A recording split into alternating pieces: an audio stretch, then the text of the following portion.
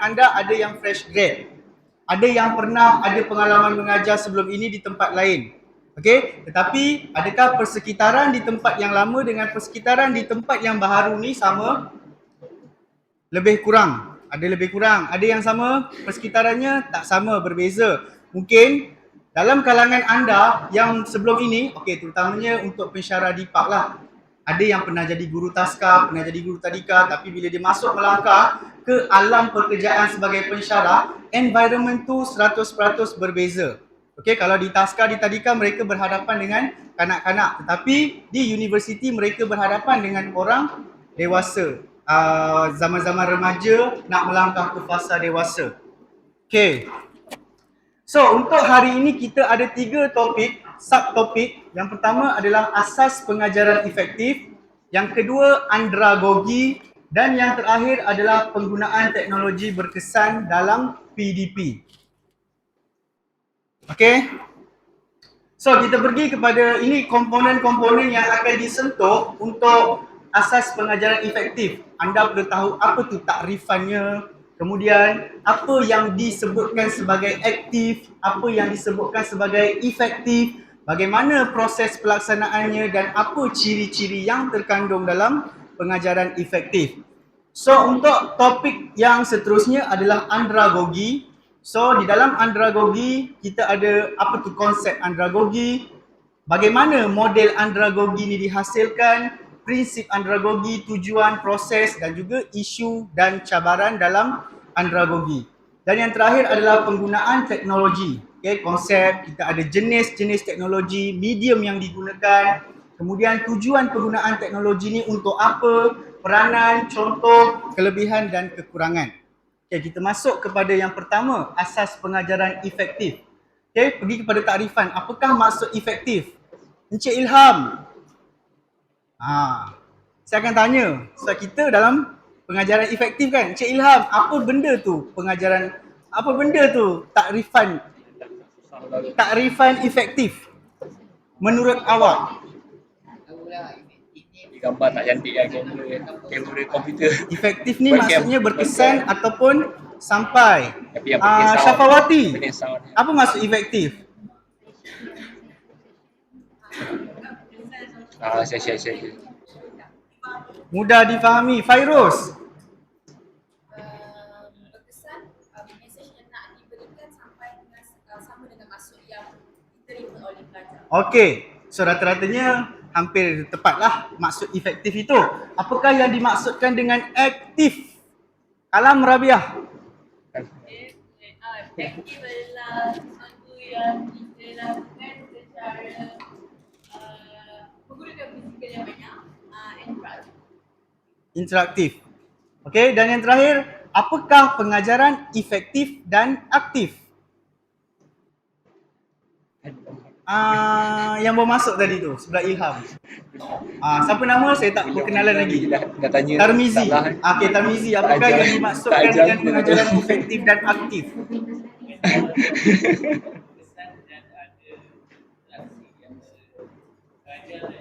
Okey, Tarmizi kata ada interaksi antara pengajar dan juga pelajar. Okey, jadi dalam efektif ni ada 4 komponen yang perlu kita tahu. Yang pertamanya adalah kompetensi profesional. Apa benda tu kompetensi ni? Apa tu kompetensi? Siapa ni namanya Anor? Ajar subjek pendidik awal kanak-kanak kan? Apa benda tu kompetensi? Macam tanya semua. Apa tu kompetensi? Sebutannya. Apa tu? Sebagai seorang pensyarah kita perlu ada kompetensi profesional. Apa benda kompetensi tu?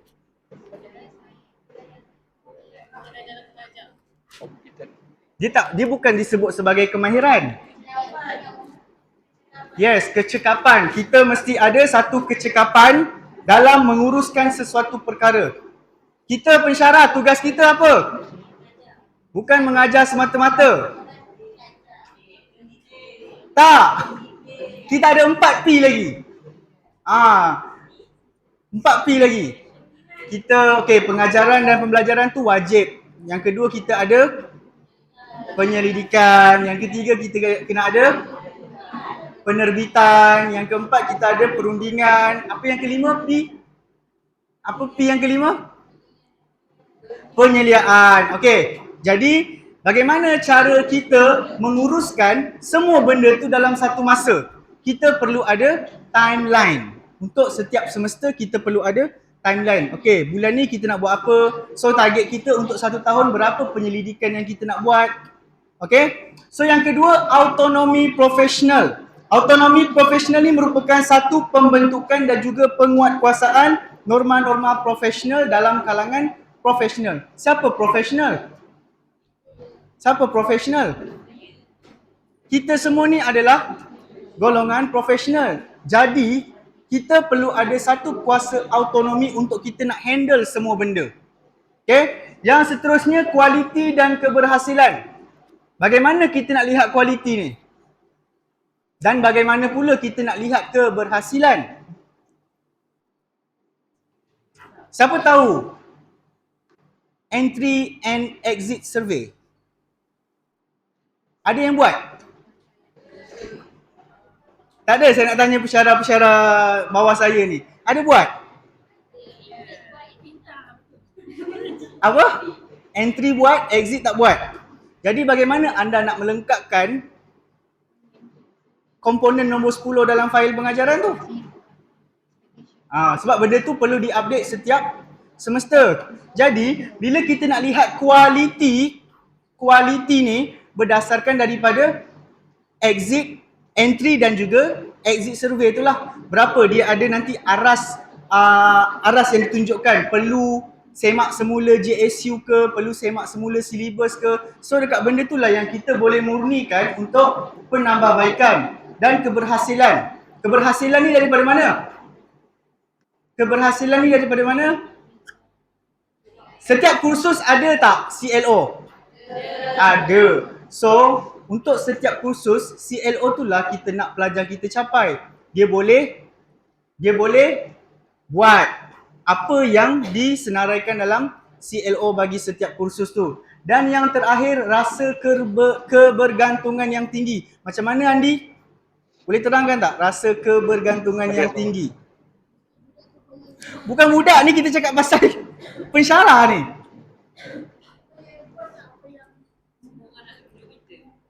Rasa kebergantungan yang tinggi ni maksudnya kita mengambil sesuatu benda tu dengan serius. Kita tahu okey itu tanggungjawab kita kena selesaikan. Kita tak boleh passing dekat orang lain. Sebab benda tu memang datang untuk kita. Jadi kita kena selesaikan. Okey, bila kita lihat tentang keberhasilan pelajar ni melalui proses PDP dan juga tingkah laku pensyarah, ia akan merangkumi kesemua 4 aspek dalam efektif ni. Proses PDP. Dalam proses PDP kita ada berapa jam?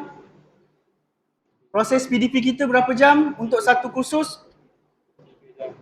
3 jam. Mungkin ada pembahagian 2 jam kuliah, 1 jam tutorial. Mungkin ada satu subjek tu yang 2 jam sahaja. Okay? Jadi bila proses PDP kita berjalan, kita nak lihat kepada keberhasilan pelajar untuk kita menggaras tanggungjawab menjadi sebagai seorang pendidik yang efektif. Bagaimana tingkah laku yang kita tunjukkan. Okay? Ada isu tak? Ada isu tak dengan pelajar sekarang? Ada tak? Yang berada di hadapan saya ni ada isu tak dengan pelajar? Ada? Macam pelajar selalu excuse masuk kelas, datang lambat, etika pemakaian yang tidak kena. Ada? So, untuk tahun sekarang ni macam-macam ragam pelajar yang perlu kita hadap. Okay, seterusnya aktif. Tadi siapa yang cakap pasal aktif tadi? Kalam kan? Okay, keterlibatan individu.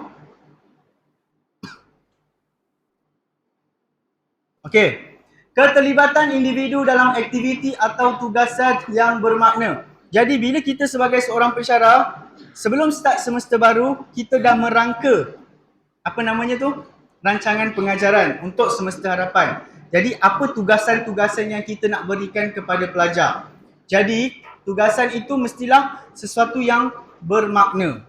Apa benda ni bermakna? Siapa sebelah awak, Fairuz? Zahira. Zahira, apa tu bermakna?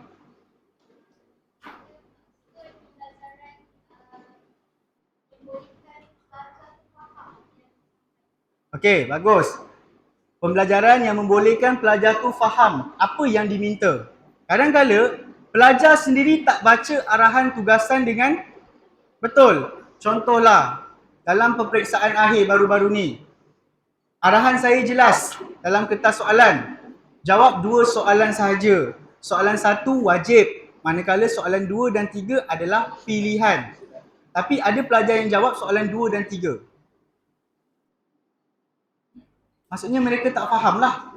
Okay, keterlibatan dengan bahan yang digunakan. Apa benda keterlibatan dengan bahan yang digunakan? Para Najiha. Saya petik je Apa benda keterlibatan dengan bahan yang digunakan untuk mewujudkan satu pengajaran yang aktif?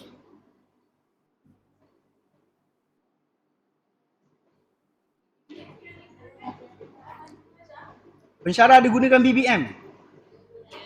Ada? Alat bantu mengajar. Apa alat bantu mengajar yang biasa kita gunakan? Projektor, LCD projektor, laptop, ada video dan sebagainya.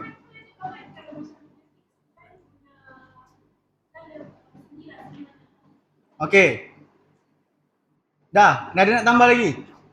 Tak ada So dapat meningkatkan usaha, motivasi dan juga pencapaian pelajar. Kita nak hasilkan pelajar yang boleh dalam pelbagai benda, dalam pelbagai sektor dia boleh. Okay, kita bukan nak wujudkan pelajar yang pasif, tetapi kita nak wujudkan pelajar yang aktif. Seterusnya, pengajaran efektif dan aktif. Proses membantu pelajar memperoleh pengetahuan, kecekapan dan juga nilai. Yang perasan ni lah. Ada tak terapkan nilai dalam pengajaran? Apa contoh? Okey, kerjasama merupakan salah satu daripada 16 nilai lagi. Hormati. Jadi kebanyakannya kita tak sedar sebenarnya kita telah terapkan nilai-nilai yang murni dalam pengajaran.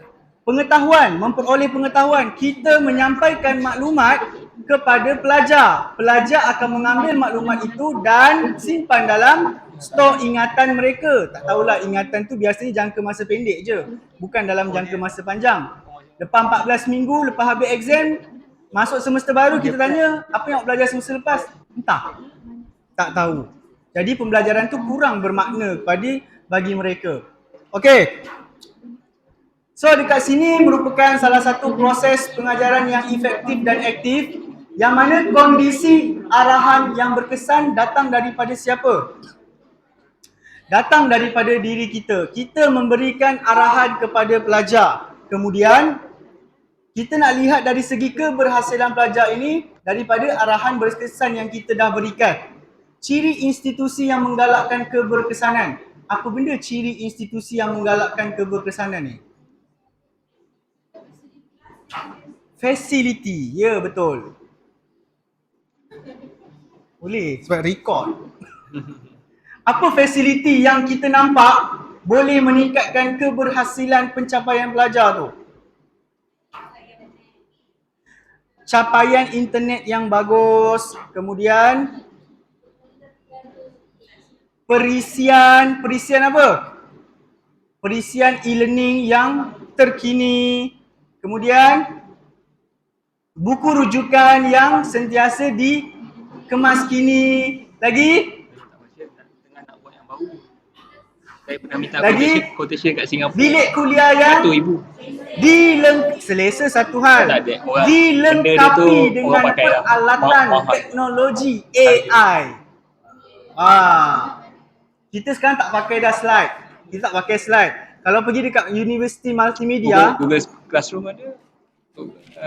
Cuma tak style lah kan. touch je. Tapi kita akan insya-Allah akan sampai ke tahap tu. Tapi tak tahu pada tahun OUM bila. apa nama dia? Okay. Tak ada nama lah. Seterusnya, pengajaran efektif dan aktif. Okey, Ada nama ciri yang pertama, proses PDP yang dilaksanakan perlu ada maklum balas kognitif dan emotif. Apa benda ni? Faradila. Boleh terangkan tak? Jelaskan tak? Ha? Proses PDP yang dilaksanakan perlu ada maklum balas kognitif dan emotif. Memang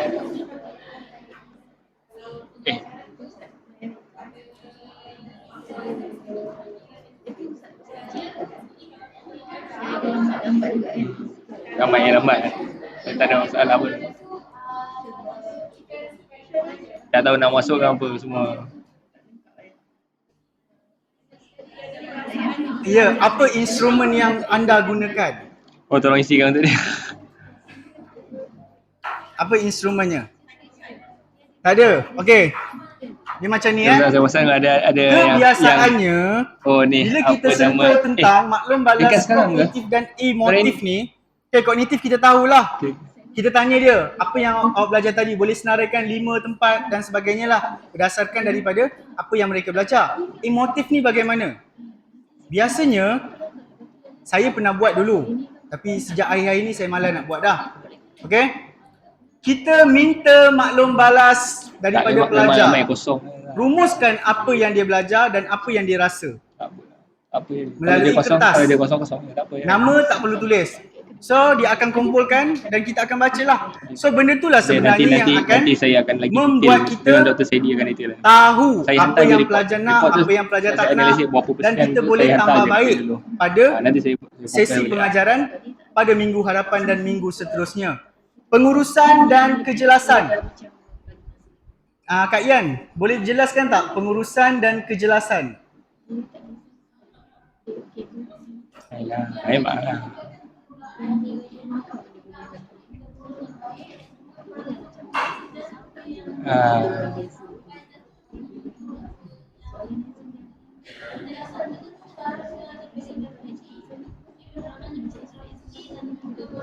Oh Allah. Dia terus sampai sana. Apa gila lah.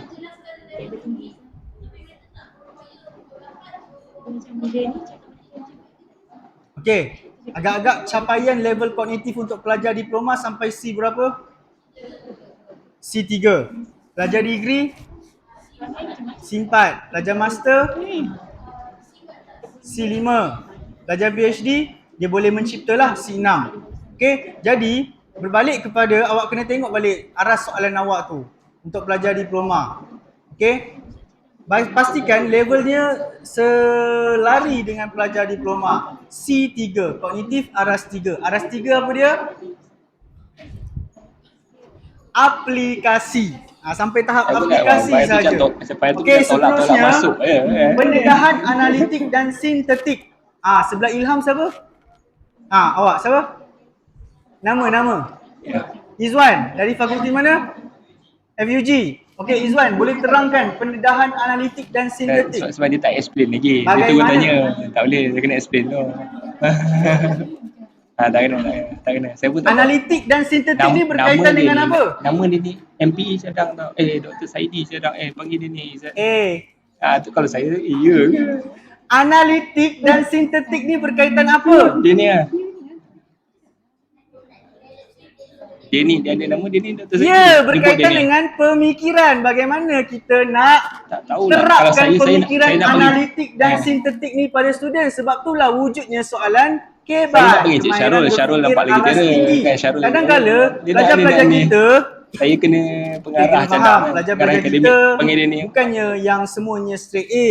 Jadi, bila kita bagi soalan kebat pun mereka tak boleh nak berfikir dan nak jawab pun tak boleh. Ada yang Kadang-kadang kita tanya Leha A tu- tapi dijawab B. Leha tu last minute. Tak kena.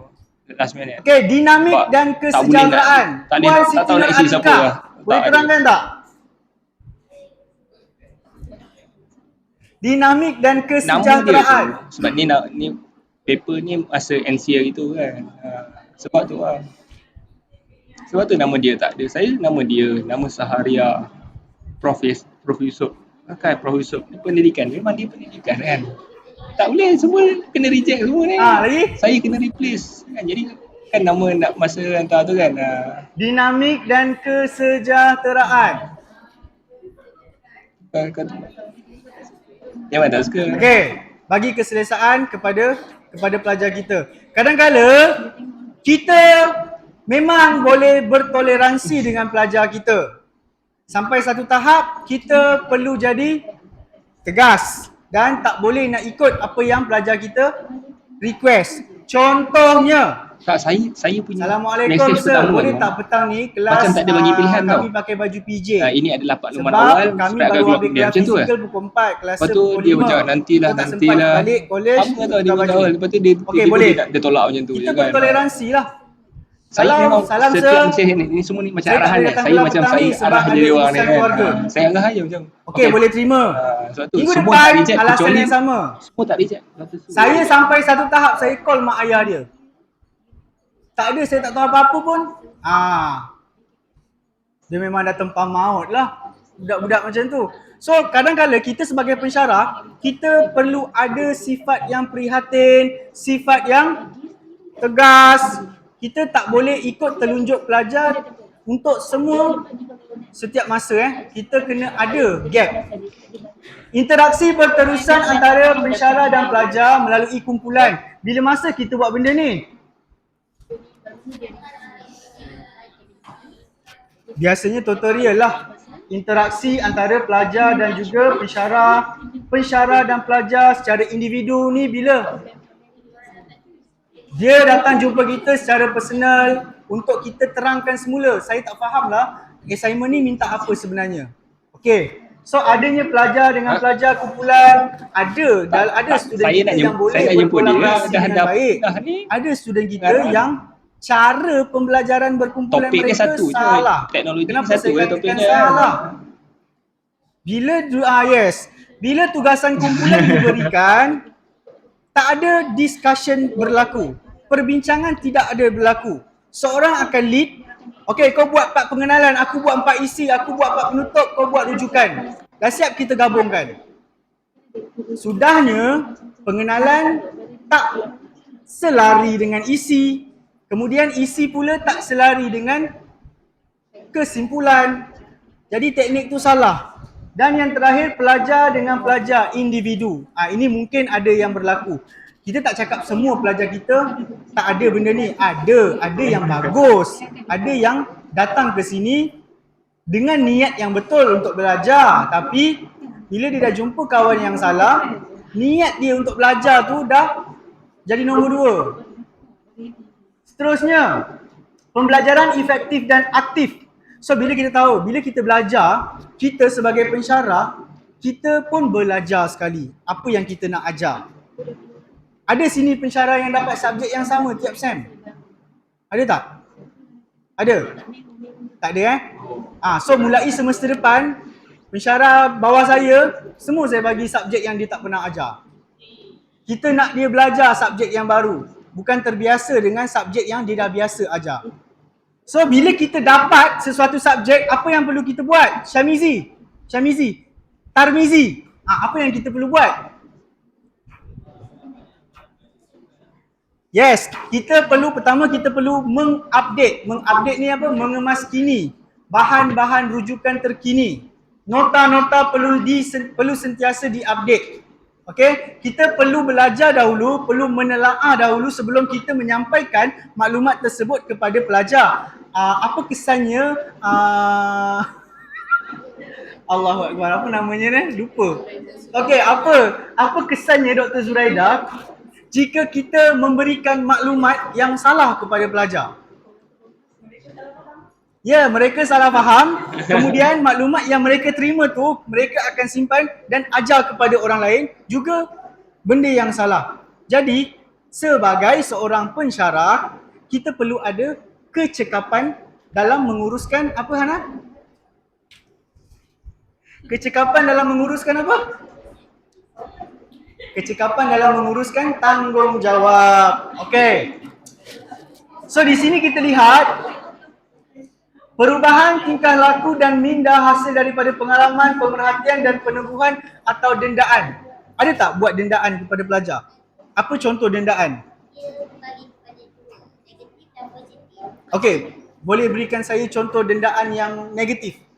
Contohnya macam part kami dekat bagi chemical.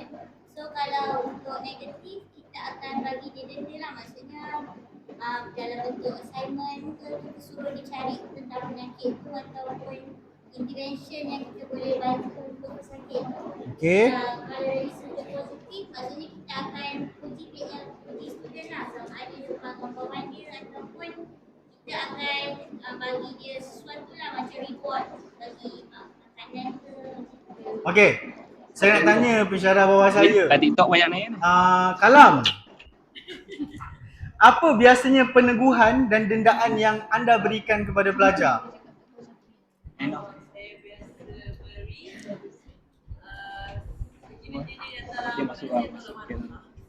Okey, biasa berapa kali tak datang tanpa sebab, biasanya pensyarah akan bagi first warning ataupun boleh tolak markah daripada kalimat, bergantunglah kepada apa jenis peneguhan dan apa jenis dendaan yang kita nak berikan. Ilham, apa jenis hukuman yang anda berikan kepada pelajar? Sekiranya Kalau tu tak terdapat apa. Kalau macam ni tak apa. segelintir pelajar Dia jangan yang baca apa tu maksud. Mana nak tahu. Salah. Mana nak tahu. apa contoh? Kalau tanya apa denda-denda. Betul lah, itu betul lah. Okey, dia minta budak tasmik bacaan surah. Aku mampu lah, memang tak tahu. Betul. Okey, bagus. Itu je. Ya. Puan Kamal Zakira. Kita respect. Apa jenis peneguhan? Yalah, kita tahu dia ada peneguhan positif, dia ada elok supaya peneguhan dapat negatif. merendahkan sikit dia orang ni. Saya nak dua-dua. Ini idea North Korea. North Apa Korea tu contoh? merendahkan orang tu supaya orang tu akan ya.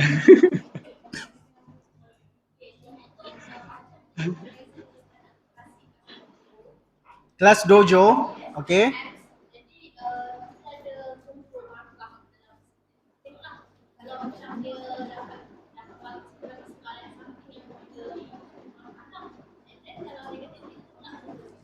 Yang unit latihan hari tu di mana?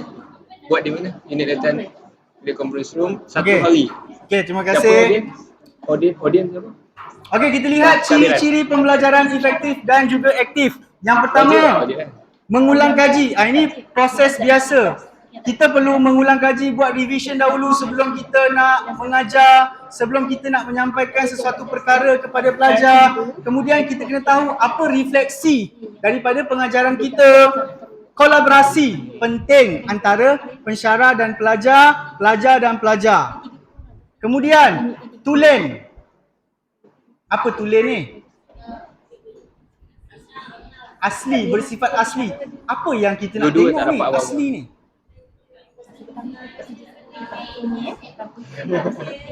Hasil yang dihasilkan oleh pelajar kita tu mestilah bersifat asli. Apa contoh hasil yang pelajar kita hasilkan tu?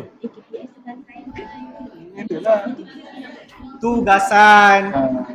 Kadang-kala pelajar kita siapa ajar degree? Ada tak ajar degree? Ada. Siapa ajar degree angkat tangan? Ada tak jumpa assignment pelajar yang masih lagi copy paste? So ini merupakan satu trend lah. Diploma dia dah biasa buat, tak ada pensyarah yang tegur. Kemudian bila masuk ke peringkat degree, masih buat perkara yang sama. So style pembelajaran mereka tidak ada dekat situ. So apa cara ataupun langkah untuk kita tangani benda ni? Izwan, ngantuk je. Apa cara atau langkah untuk kita tangani masalah ni? Pakai apps. Pakai apps Turnitin pun dia masih sama. Okay. So macam mana? Macam mana? Ilham, macam mana? Boleh tak kalau kita kurangkan Saya punya tugasan kepakaran pun bertulis tak ada tapi kita kaitan. lebihkan kepada Kepakaran macam ni, tugasan amali. counselling memang orang cari counselling pendidikan. Boleh tak? Marketing orang cari tapi kalau saya Budak law tak sesuai. So apa cara untuk budak law boleh buat? Selain daripada tugasan bertulis. Kajian kes lah. Case study lah. Sebab kajian kes mereka akan meneliti setiap kes-kes yang ada, bukan setakat ambil copy paste, English pun ada kan? Ajar English kan? Sama juga. Masalah yang sama. Okay. So itu dah jadi satu budaya pelajar. So penyiasatan. Macam mana penyiasatan ni ya? Dr. Zuraida, macam mana penyiasatan ni ya? Saya buat tak tahu je. Macam mana ya? Boleh tak tolong share dengan saya? Saya nak belajar juga ni. Apa? Dia cakap apa?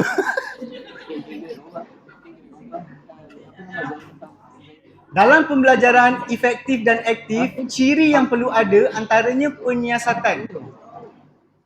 Ya, betul. Kalau dia baca satu buku, ini apa yang saya faham lah, dia orang baca satu buku, tak semestinya data yang dia baca cukup tepat. Jadi dia kena buat banyak lagi pembacaan sebab ada setiap bisnes sekali itu Ya. bantaran yang berbeza-beza. Jadi kita kena kumpulkan pada faedah untuk membuktikan di mana hujahan tersebut. Tak ada hujahan yang salah, tapi kalau kita hati, buktikan. Kenapa? Kalau kita sokong B, kenapa kita sokong B? Okay. So itu kita kenali juga sebagai satu konsep penerokaan. Kita belajar, kita mesti meneroka. Kemudian kita ada peribadi dan matlamat dan juga kebertanggungjawaban. So sebagai seorang pelajar dan sebagai seorang pengajar, kita perlu ada benda-benda ni semua untuk kita lahirkan satu sifat efektif dan aktif dalam diri kita. Okay. Sekarang prinsip PDP efektif dan aktif.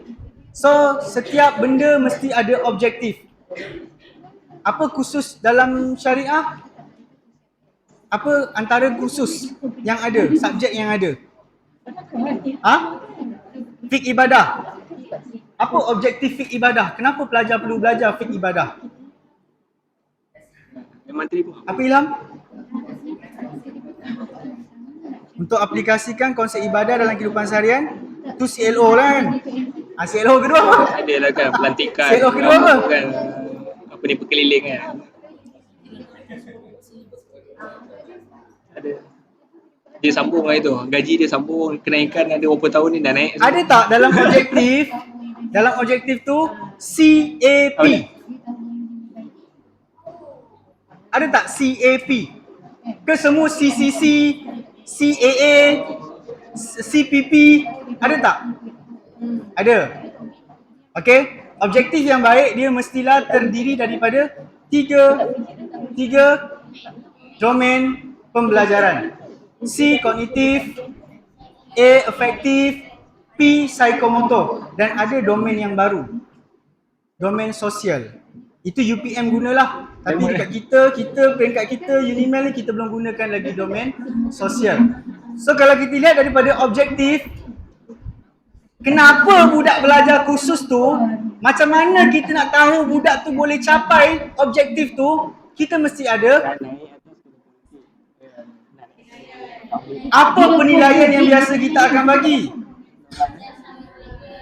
Formatif, sumatif. Apa benda formatif ni? Dia kadang-kadang keliru Saya kan formatif peperiksaan akhir ke? Ya, formatif tu adalah penilaian berterusan. Ada tugasan, pembentangan, kuis dan sebagainya. Kalau sumatif ni final examination yang mereka akan ambil selepas tamat 14 minggu kuliah yang dijalankan. Okay, kemudian aktiviti PDP yang kita jalankan.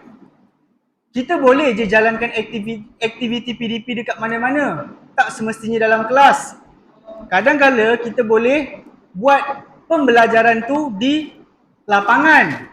Kadang-kala kita boleh buat pembelajaran tu di mana?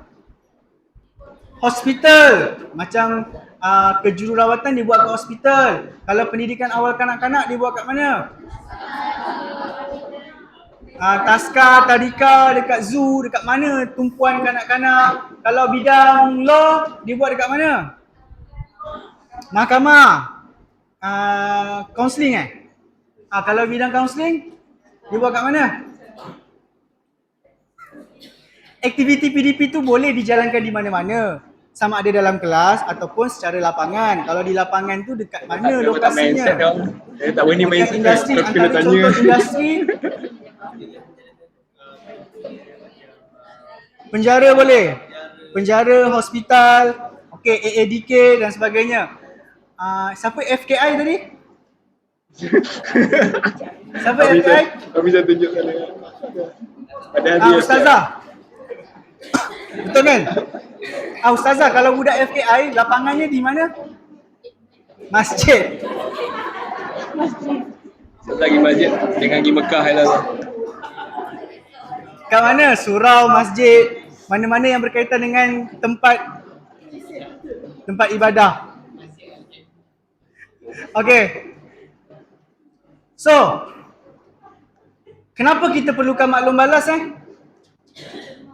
Daripada penilaian ni kenapa kita perlukan maklum balas? Siapa yang rajin cek penilaian, laporan penilaian pensyarah di sistem akademia? Kenapa saya suka cek? Bukan, sebab kita nak tengok pelajar nilai kita bagaimana, dekat bahagian mana kita perlu perbaiki pada semester akan datang. So sebab tu pentingnya laporan penilaian pensyarah ni pada kita. Sebab laporan penilaian pensyarah ni lah yang akan mengukur kita punya kompetensi.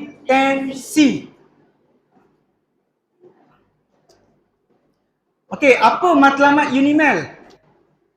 Bila kita mengajar, macam mana nak cakap Siapa pernah bangunkan sesuatu program?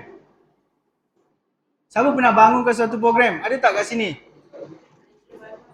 Semua lecturer baru. Okey, saya cerita Bila kita nak bangunkan sesuatu program tu, kita perlu tahu niche area Unimel ni apa. Bila kita dah ada niche area tu, barulah kita boleh bentuk PEO. Apa tu PEO?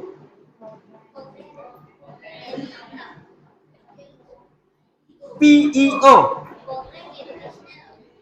Program Educational Objective. Bila kita dah ada program Educational Objective, barulah kita boleh bina PLO. Ada berapa PLO? 11 PLO. Selepas PLO ditubuhkan, barulah kita boleh bangunkan CLO bagi setiap kursus. So nak dikatakan ketiga-tiga benda ni, PEO, PLO, CLO mesti selaras dengan matlamat Unimel. Apa matlamat Unimel Apa matlamat Unimel Gerbang apa Gerbang apa? Psikologi dan pengurusan insan. Oh, baru tahu. Gerbang Psikologi dan Pengurusan Insan. Okey, ni saya cakap tadi domain pembelajaran. Ada kognitif, ada afektif, ada psikomotor. Seterusnya, ini Bloom Taxonomy pada tahun 1956. Kita dah tak guna dah Bloom Taxonomy ni. Kita ada Bloom Taxonomy yang pada tahun 2001. Dia cuma ubah kepada kata kerja. Mengetahui, memahami, mengaplikasi, menganalisis, menilai, mencipta. Sintesis dah tak ada tau. Menilai, mencipta. Akhir sekali mencipta. Seterusnya, buat soalan exam. Berpandukan benda ni tak? Pandukan tak? Pandu. Tapi rata-rata bila vetting, banyak kata kerja yang sama. So, itulah kita nak jadi tenaga pengajar yang efektif. Kita perlu sentiasa merujuk banyak benda. Kita jangan ingat, pengetahuan apa? Memahami, menyebutkan, menyenaraikan. So sebenarnya banyak benda ni. So kita perlu rujuk benda ni lah. Unit quality dah bagi dah benda ni dulu. Tak tahulah anda semua dah ikut belum kursus ni. Okay, lepas tu kita ada domain afektif dan akhir sekali domain psikomotor. Okay, sekarang kita pergi kepada apa cabaran yang anda hadapi? Wahidah, apa cabaran yang anda hadapi? Setiap meja saya nak tanya seorang wakil. Dia ni ingat nama budak. So, dia akan sebut dia memang ingat Dia ni bagus. Boleh jadi. Okey, dia ada ingat. tak yang menghadapi cabaran Itu kelemahan. berhadapan dengan sahsia pelajar? Ada. Cara Apa dia, contoh cara dia sahsia lah. pelajar Cara yang dia anda budak sering okey lah. hadapi? Dia tahu tu. Cara dia tadi pun dah tahu dah kan. Dia nak conquer. Mr. Leong, apa cabaran yang anda hadapi? Awak belajar ajar budak Dipak kan? Mandarin. Oh, dia Apa nak- budak-budak tu buat? Apa cabaran yang awak hadapi? Tak ada. Semua datang kelas. Oh, assignment buat. Oh, bagus. Ini Syah, banyak sangat scroll. apa cabaran? Scroll. Adab. Apa cabaran? Tahap penguasaan bahasa Inggeris yang lemah. Okey. Memang yang jadi bahan. Kalau kita cakap pasal tahap pengetahuan bahasa Inggeris yang lemah, kadang-kala dalam kalangan kita pun masih belum mencapai tahap penguasaan bahasa Inggeris yang baik. Kita kan orang Melayu ni dia sebenarnya takut untuk bercakap, berkomunikasi dalam bahasa Inggeris di hadapan orang ramai kerana takut apa? Satu, takut salah, malu, takut diejek, diperli. Itulah sifat orang kita. Sampaikan bila kita nak buat presentation perlu speaking dalam bahasa Inggeris pun kita ragu-ragu. Betul ke pronunciation aku ni? Betul ke aku gunakan in, as, in, are? Betul ke ni? So yang penting confident. Dan yang apa cabaran yang anda hadapi?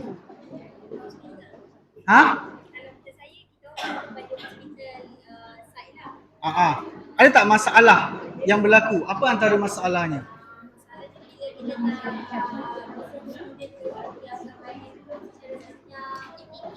Attitude. So bila praktikal sering main handphone. Tak datang kehadiran. Okey.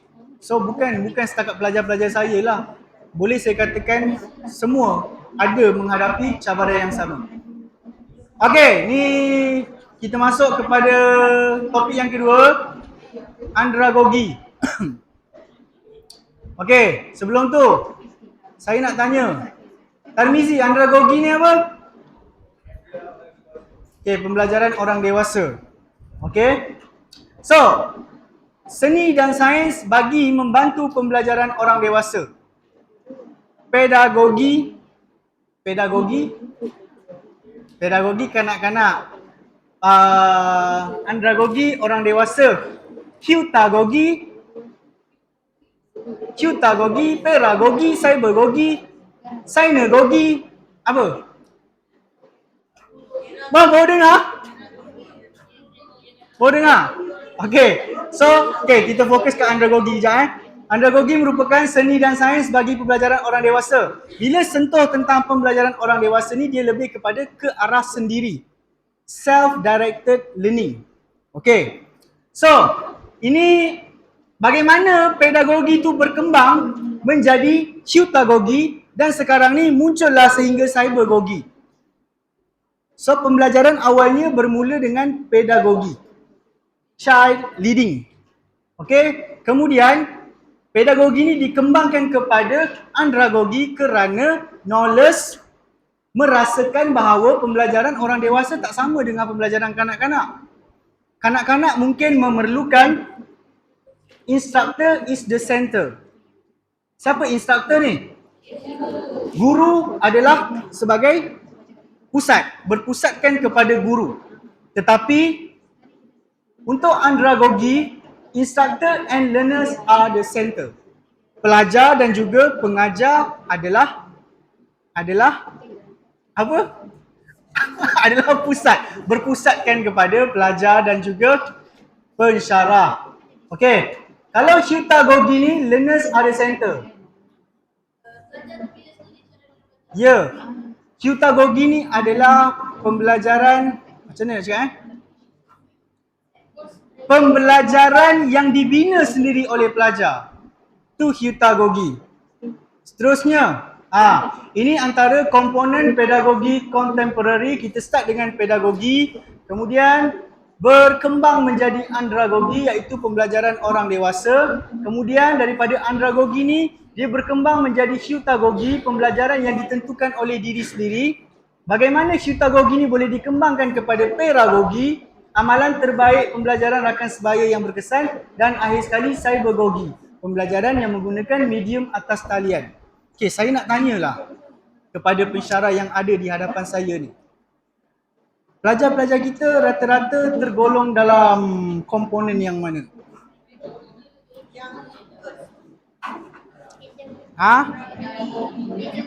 Bukan. Bukan, pedagogi tu budak sekolah rendah. Okey. Andragogi, hutagogi, pedagogi. Pedagogi tak ada?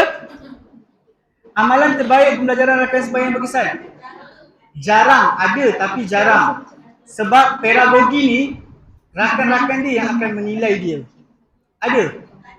Cybergogi. Adalah pelajar mencari bahan di internet. Okey. So, dalam teori andragogi, Knowles menganggap andragogi mempunyai beberapa andaian bahawa orang dewasa belajar secara ke arah sendiri. Self-directed learning.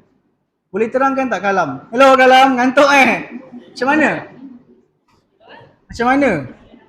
Si Knowles ni anggap andragogi ni mempunyai beberapa andaian bahawa orang dewasa belajar secara terarahkan diri. Bagaimana?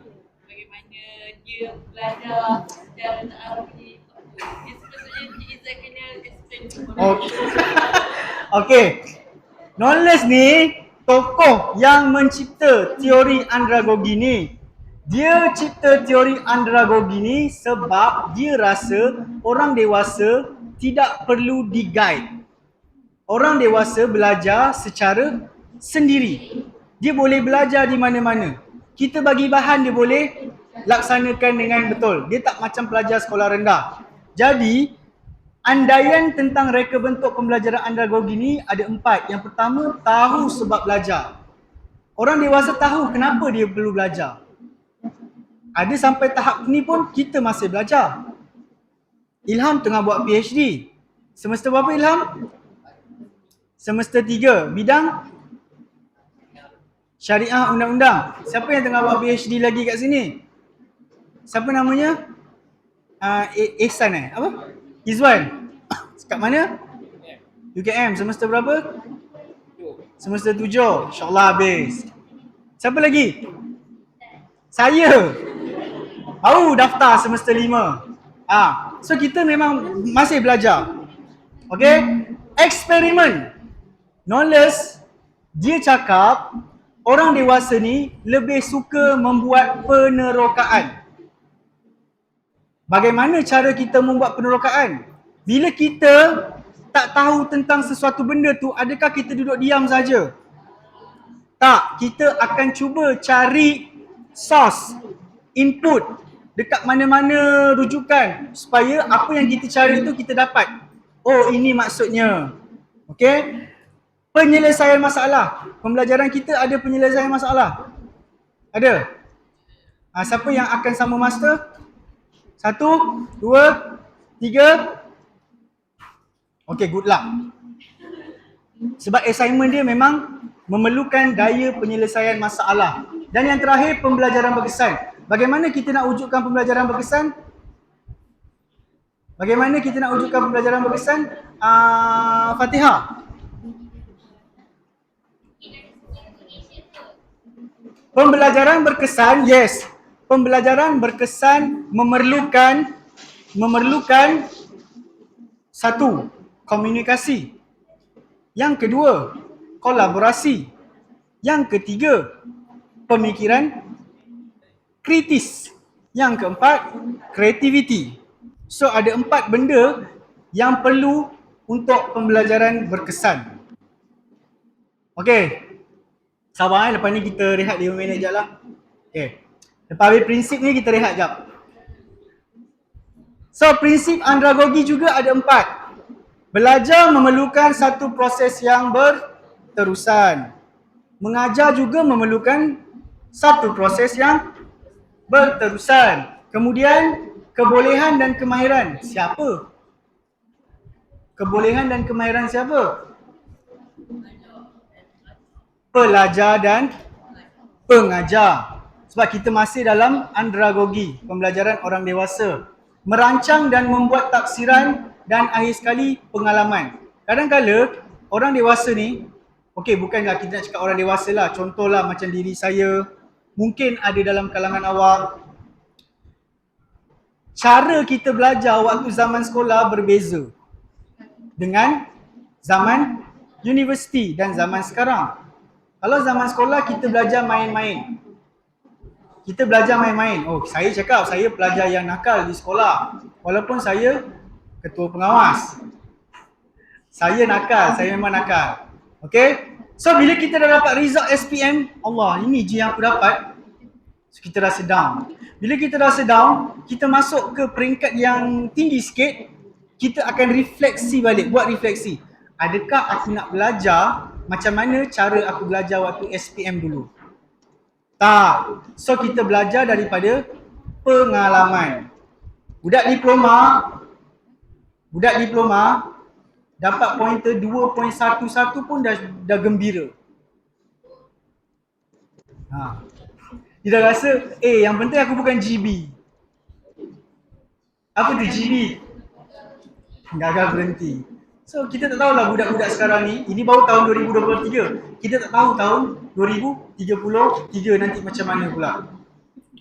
Okay. So kita rehat dulu 5 minit. Sebelum kita masuk kepada model andragogi.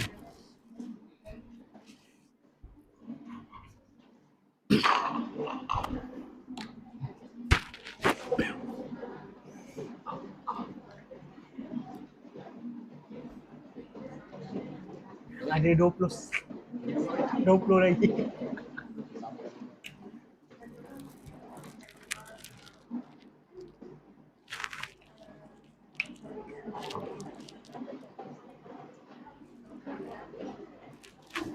Kan ayah.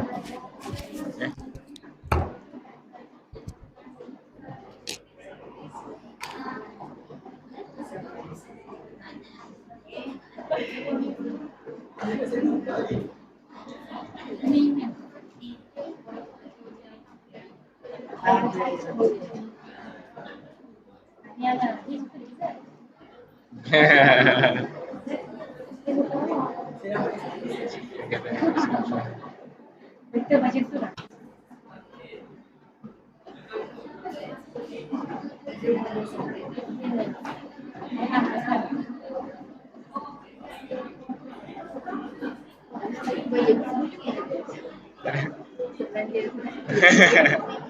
Dia kata nak belanja boleh tapi apa nak teringat pun tak teringat aku.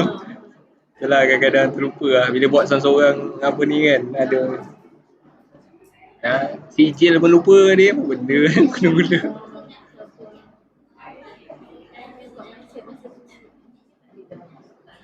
Ya, saya rasa sebab saya hold roll. Asalnya NC, lepas tu tukar Tuan Haji Bahrom. Betul tu tukar Dr. Yus ni. Itu saya tak buat dulu kan. Bila tak buat dulu saya pun dah terlepas lah.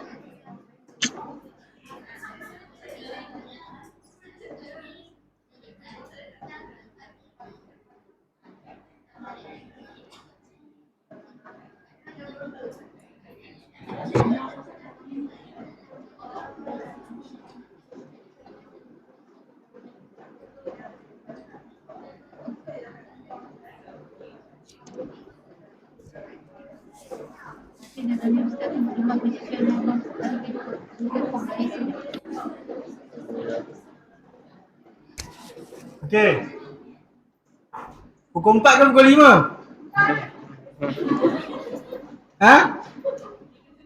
Tak boleh. 3.30 tak boleh sebab kita ada lagi lebih kurang 23 slide. Tengoklah. Okey, kita sambung. Sebab esok saya ada bengkel TikTok marketing, slide pun tak buat lagi. So sepatutnya benda ni besok. Tapi saya terlupa yang pejabat pendaftar dah booking saya dulu. So saya nasib baik Ustaz Fahmi boleh bertoleransi lah, nampak tak? Bertoleransi. So, sebab saya dah tukar dengan Dr. Mazni. Kalau tak Dr. Mazni punya slot. Esok Dr. Mazni lah esok pagi.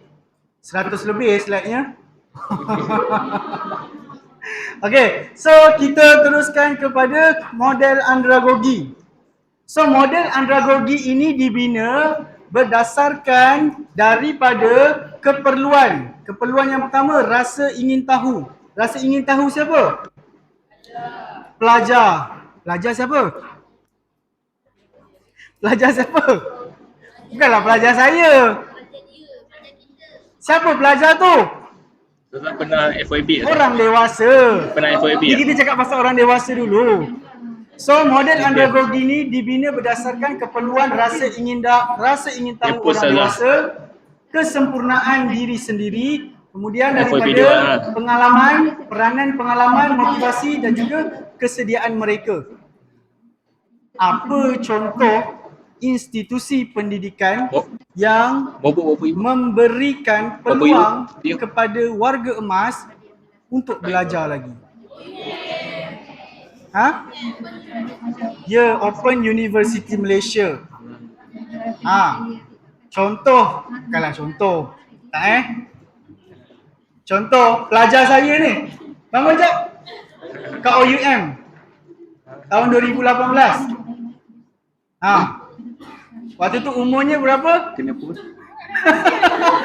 Tak lah. Ni pelajar saya Saya ni. rasa tak lah. So, tahun ni dia dah masuk Udimel. Dah jadi sama-sama dengan Sebab saya pernah waktu FYP dekat sekali. OUM, Dah pelajar 50 saya view. ada, Tiba-tiba kalau nak saya nak 50 kata kan, view. Banyak lah. pelajar saya umur 50 Dia lebih, kadang-kadang yang topik nak tu kena. pijin, Macam saya tu boleh kan. cakap orang-orang yang umurnya 40 Ya, tahun ke atas ni dia lagi cepat lah, lebih fokus, lebih rajin berbanding pelajar yang umur 20 Ya lah, tahun edit ke tu. atas ni. Kenapa? Kenapa begitu?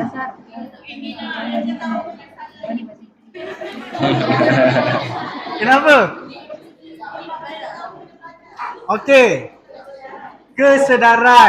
Kesedaran, keinginan. Kemudian apa lagi? Kematangan akal. Lagi? Sikap. So budak umur 20-an ni macam bayar yuran je lah, tapi belajar main-main. Tapi apa dia? Siapa cakap kerek? Lalu dia TikTok lah. Siapa cakap kerek? Apa yang kerek? Apa yang kerek hilang? Student. Aku bayar kot. Suka hati aku dia nak masuk kelas ke tak nak. Dia macam tu. Budak kita ni dia ada pemikiran yang macam tu. Berbanding dengan orang yang umur 60 tahun. Saya pernah ada pelajar saya, dia pengetua tadika, tapi dia baru nak ambil degree. Umur dia 60 tahun macam tu. Sampai malam dia WhatsApp saya, tanya macam mana nak ni, sampaikan dia minta saya buat one-to-one session dengan dia untuk assignment. Dia tak faham nak buat kajian tindakan. Yes. Berbanding dengan budak-budak 20-an ni, macam tu je lah. So nampak lah. Okay. So yang depan saya ni, bila awak sambung belajar, janganlah jadi macam budak umur 20-an tu. Kita kena sedar umur kita berapa sekarang dan kita perlu lebih matang dalam membuat sesuatu keputusan. Okay, Syafawati, jangan bayar yuran saja tapi tak ada apa-apa. Okay, tujuan andragogi. Perubahan orang dewasa. Perubahan orang dewasa dari segi apa? Dari segi apa? Andi? Kesian gila Andi. Jadi ni Perubahan orang dewasa dari segi apa? Kematangan, faktor usia, lagi komitmen, Kak cara berfikir. Dah ya, cakap dah pengalaman Andi, lagi. Andi. Okay, pengalaman lagi. Kenaikan pangkat. Kita sama belajar sebab kita nak naik grade. Kita sama belajar sebab kita nak naik grade. Untukkan satu keselesaan pada masa hadapan. Okey. Belajar secara sukarela. Ada tak yang sama belajar kat sini dan yang akan sama belajar kat sini dia secara sukarela? Sukarela. Kalau dapat SPP, teruskan tak master tu? Sukarela ke terpaksa? Terpaksa. Sukarela ke terpaksa? Okey, tanya pula apa namanya, Izwan. Sukarela ke terpaksa? Campur-campur. Ilham? Ikhlas. Dr. Zuraida dulu sama belajar secara sukarela ke terpaksa? Sukarela. Kenapa kita nak sama belajar lagi? Kenapa? Orang kata, ada tak falsafah dahulu kan dia cakap, belajarlah sampai ke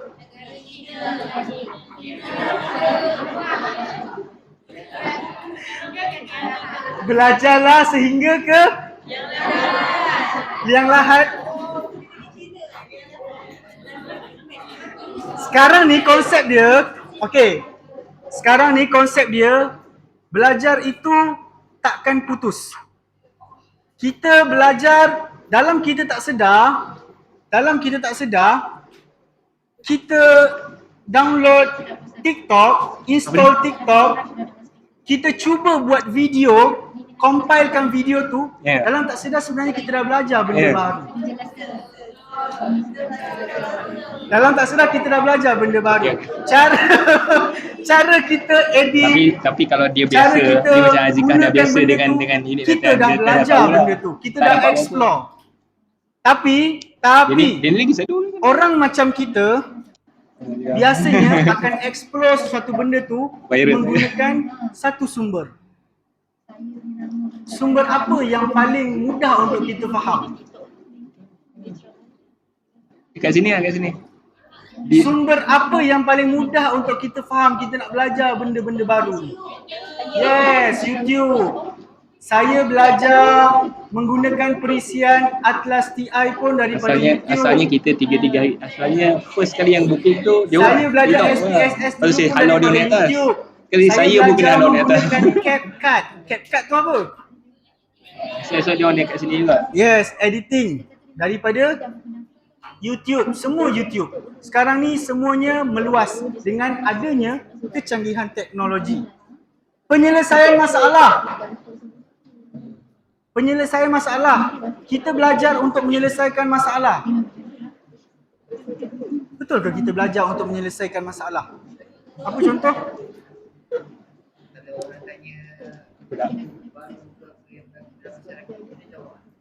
Ada sumber sahih, rujukan mana? Kita boleh nyatakan tak? Boleh? Okey, contoh?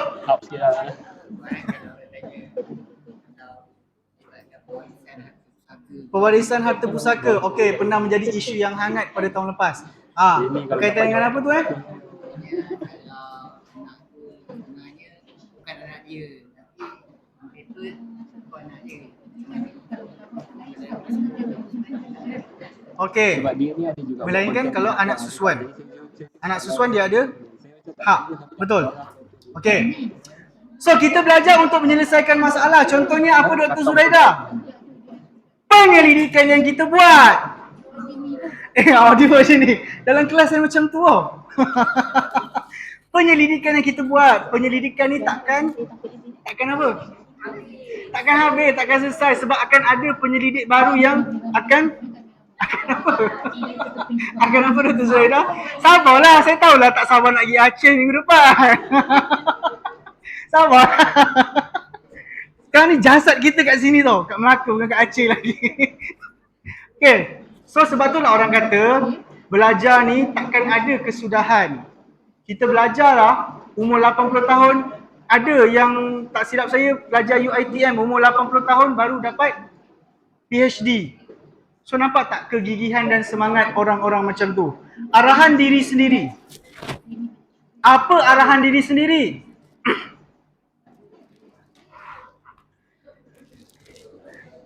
Apa nama dia ni? Lupa lah. Hafizan, Amizan. Apa arahan diri sendiri? Yes, kehendak diri kita. Kita belajar ikut kehendak kita. Ada orang larang kita untuk sama belajar. Ada tak kat sini mak ayah dia yang tak bagi sama belajar lagi? Ada? Tak ada? Tak ada eh?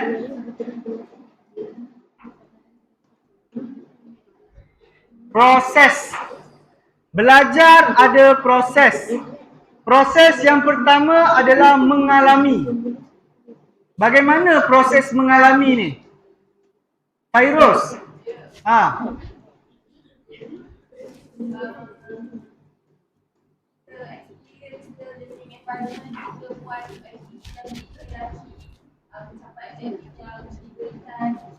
Okey, mengalami. Mengalami ni belajar.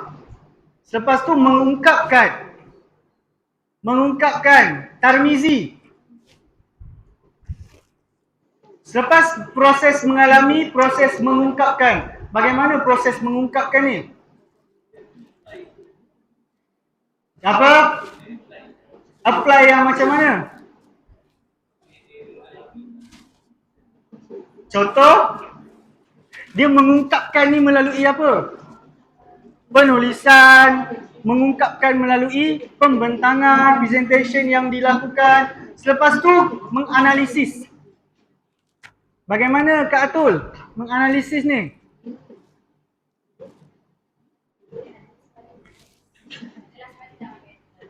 Okey, dia boleh analyse balik apa yang dia dah belajar.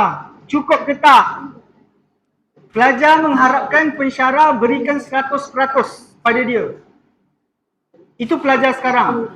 Bukan pelajar pada zaman kita. Pelajar pada zaman kita mungkin pensyarah hanya berikan 50% saja. 50% lagi kita yang kena usaha cari sendiri. Rujukan, bahan-bahan lain. Kemudian menyimpulkan. Bagaimana menyimpulkan ni? Nama tadi siapa? Ramania. Okey. Menyimpulkan ni macam mana? Kata dasarnya simpul. Bagaimana kita nak simpulkan apa yang dah kita belajar tu? Conclusion. Okey, menerapkan sebelahnya. Apply balik apa yang dah kita belajar.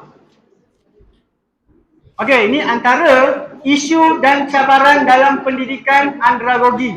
Kita lihat yang pertama, orang dewasa merasakan tidak mendapatkan pekerjaan. Awak tengoklah laporan yang dikeluarkan oleh Kementerian Pendidikan Malaysia pada tahun ini. Yang mana berapa persen pelajar yang tak nak sambung belajar? 70% kalau tak silap saya.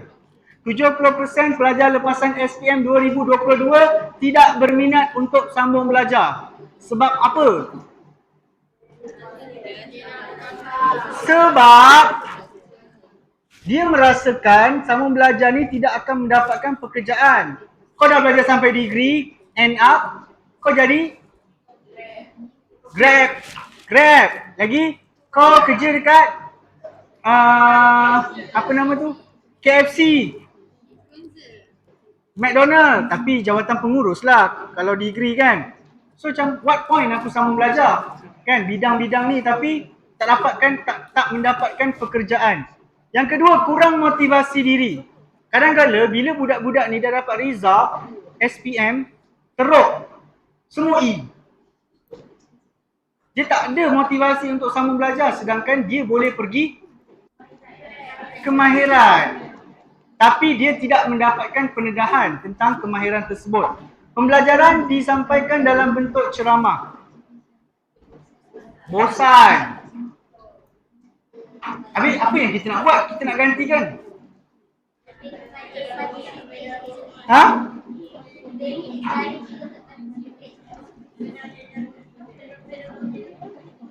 Bagaimana? Student discussion, macam ni lah saya tanya kan. Bukan kita duduk dekat depan, cakap. Okey, slide habis, kita jumpa minggu depan. Okey. So seterusnya, yuran yang mahal. Okey, yuran yang mahal. Negara kita tak ada memberikan pendidikan percuma kepada semua warganya. Hanya pelajar yang layak saja diberikan beasiswa. Selebihnya PTPTN ataupun MARA, pinjaman pendidikan negeri, bank, zakat, KWSP dan sebagainya. So terpaksa, ramai tau budak-budak yang baru masuk, siapa terpaksa sambung belajar? Ramai angkat tangan. Siapa yang paksa awak? Mak ayah.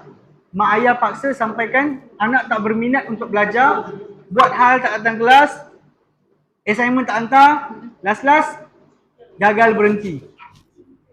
Ada yang bercinta, ada yang masuk Unimel sebab nak dekat dengan boyfriend.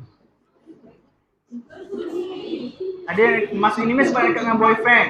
Sebab dia duduk KL, tak boleh nak turun Melaka selalu, nanti mak ayah tanya. So, belajarlah kat Unimel. Ada yang macam tu. Kekurangan bahan rujukan. Library kita macam-macam buku ada kan?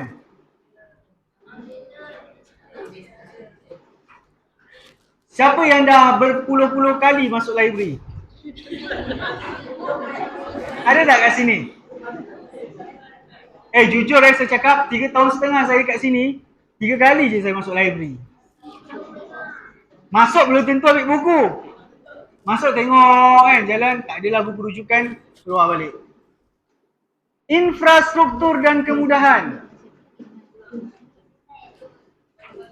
Kita boleh nilai sendiri infrastruktur dan kemudahan dekat sesuatu institusi pendidikan. Tidak ada minat untuk belajar.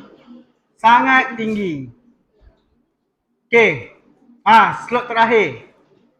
Semangat. 3.5 dah.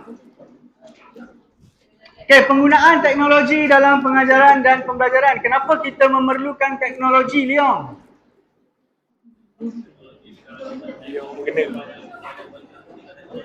Banyak benda pun guna teknologi. Ni siapa namanya? Fatin Syahira. Betul ke? Okey, kenapa kita perlukan teknologi?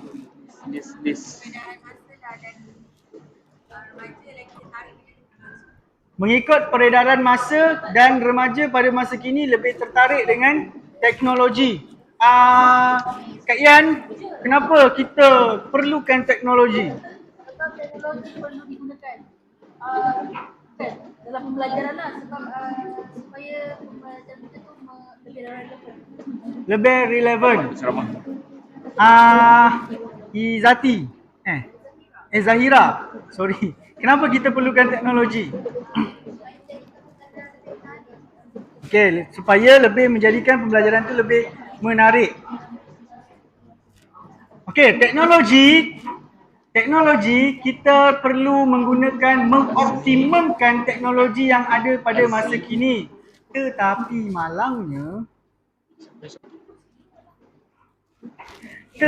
malangnya teknologi ni kadang-kadang ada tetapi tidak boleh digunakan. Tak dapat diakses dengan baik. Rosak dan sebagainya. Ada yang menggunakan e-book tak? E-book. Ada? Ada pensyarah-pensyarah bawah saya yang print nota bagi kat student. Sebab budak-budak lebih suka benda-benda macam tu daripada kita bagi e-book, belum tentu dia tengok. Okey, yang pertama.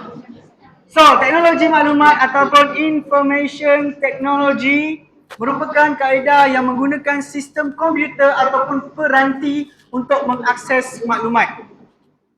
Apa yang kita gunakan? Sebagai pensyarah, kita gunakan apa perisian peranti dia? Kita ada sistem akademia, kita ada yang kita gunakan.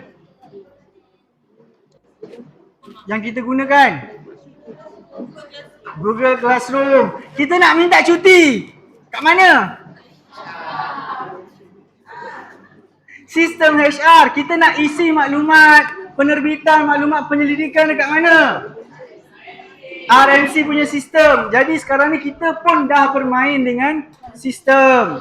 Setiap hari kita dapat email daripada RMC, email daripada pejabat pendaftar, email daripada pejabat TNC dan macam-macam email lagi untuk memberikan maklumat itu disampaikan secara terus.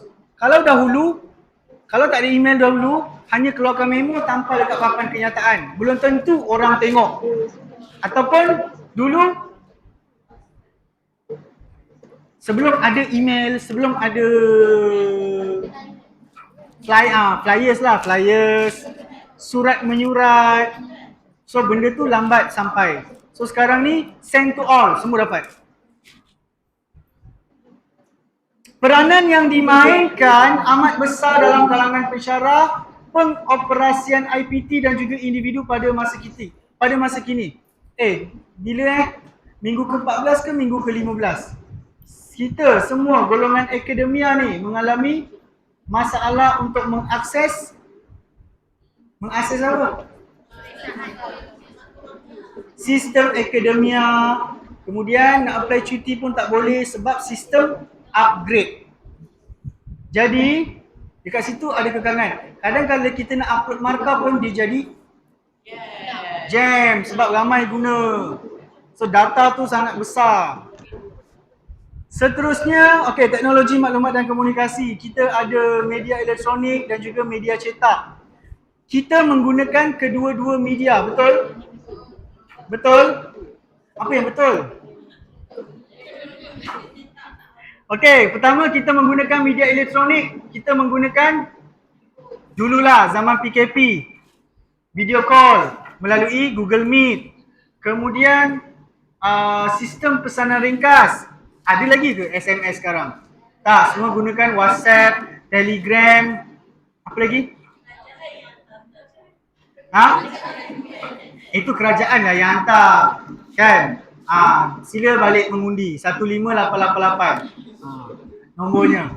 Lepas tu media cetak kita masih menggunakan bahan bertaip yang lain. Kita menggunakan buku. Lepas tu majalah, novel. Ni antaralah yang kita sering gunakan. Pembelajaran e-learning. Apa tu pembelajaran e-learning? Pembelajaran yang menggunakan bahan jenis elektronik. Ini antara contohnya komputer, internet, World Wide Web, sistem sidang video, email. Sistem sidang video ni apa?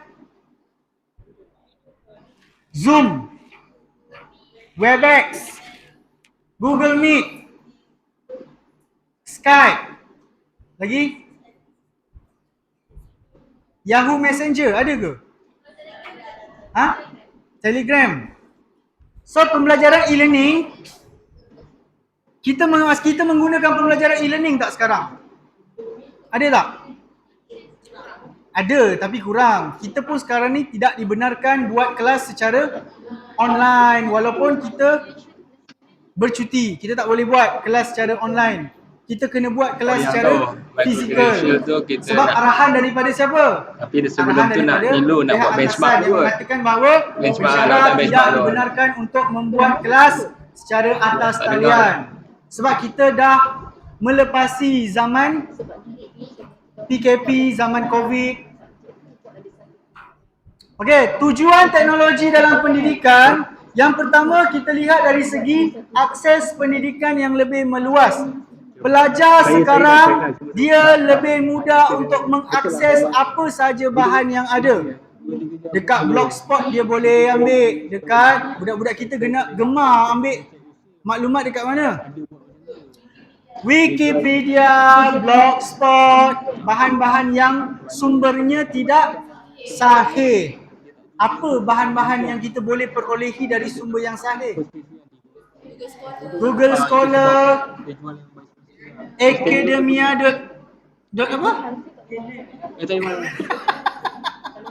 Academia.edu, Journal. Lagi apa lagi Dr. Zuraida?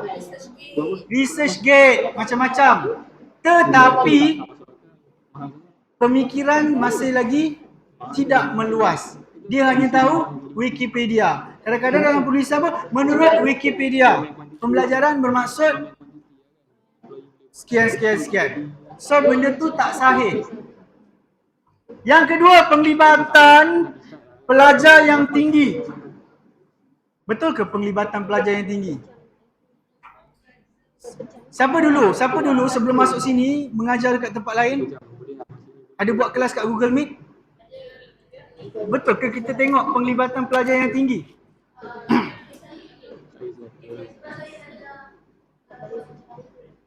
Ajar veteran. Okey, ajar veteran berbeza dengan ajar yang fresh ni. Budak-budak fresh ni, alah tak payah cakap budak-budak lah, kita pun kalau ada kursus kat Google Meet pun kita ada on camera ke? Ada ke? Ha? Buka sekali, dah senyum je terus tutup balik. So bila kita tutup tu kita buat apa? Kita buat apa? Ya, study. Ada yang makan, ada yang sambung tidur, ada yang masak, basuh baju dan sebagainya. So orang kata apa? Kemana apa pepatah tu? Tumpahnya kuah kalau tak ke nasi. Sebab kita dah menunjukkan contoh yang sebegitu, jadi kita jangan marah pelajar kita kalau pelajar kita pun buat macam tu juga. So, pensyarah adalah cerminan pelajar. Yang ketiga, pembelajaran mengikut kesesuaian pelajar. Betul. Waktu zaman COVID dulu, saya tanya pelajar saya.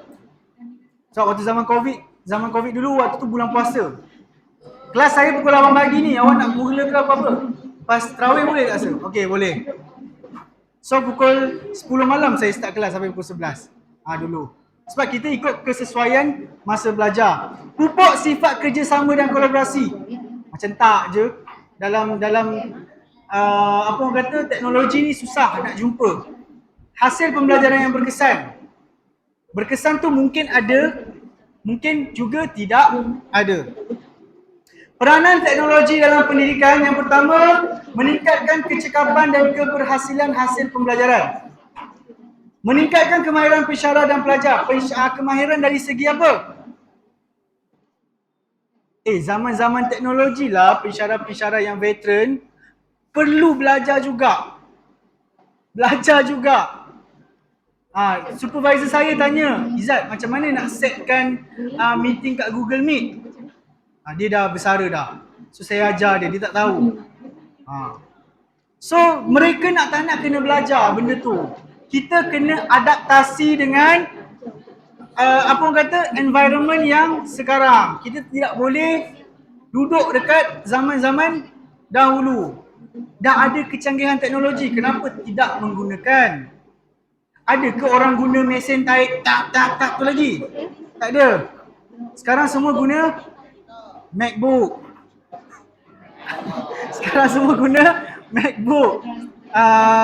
Ada yang guna laptop. Zaman dahulu kita nampak perubahan media tu daripada mesin type yang lama tu kepada IBM laptop, apa panggil tu? Komputer yang tebal tu. Lepas tu peralihannya kepada yang flash screen. Lepas tu ada laptop yang besar, berat. Lepas tu notebook yang kecil. Lepas tu muncullah MacBook yang nipis. Lepas tu laptop sekarang pun ada yang nipis. So perubahan tu setiap tahun akan berlaku. Sama juga macam handphone. Setiap tahun akan ada pengeluaran alat device yang baru. Sama juga macam Apple Watch. Apa lagi? Handphone dan sebagainya. Mempelbagaikan proses pengajaran dan pembelajaran.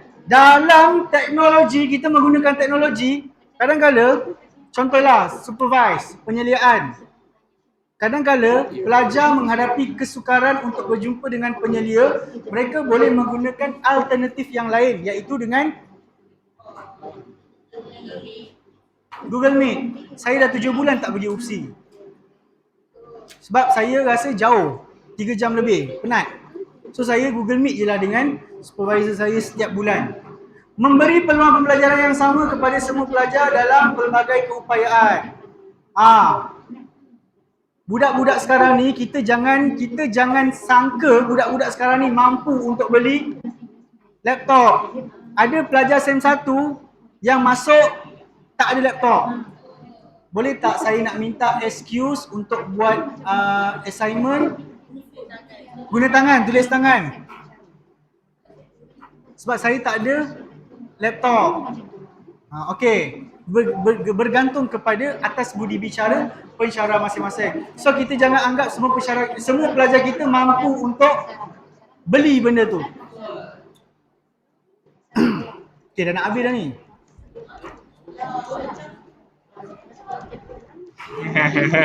Tak apa, lepas ni kita ada amali kan? 4 sampai 5. Okey, contoh teknologi dalam pendidikan, papan digital interaktif. Unimel ada? Ada tak? Ada papan digital interaktif ni. Dekat bilik mesyuarat Loman Hakim. Saya dah guna dah minggu lepas. Kemudian jadual interaktif ada? Ada? Ada tak jadual interaktif?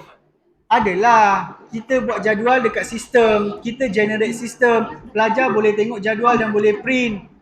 Tablet. Kita membayangkan 30 tahun akan datang ataupun 20 tahun akan datang, dekat setiap bilik kuliah ada tablet. Tablet yang tak boleh nak bergerak lah, memang dia dah statik kat situ. Buku digital. Ada, kita ada buku digital. Tapi kita tidak menggunakan buku digital tersebut. Computer reader, semua orang ada, rata-rata pelajar kita ada. Perisian khusus.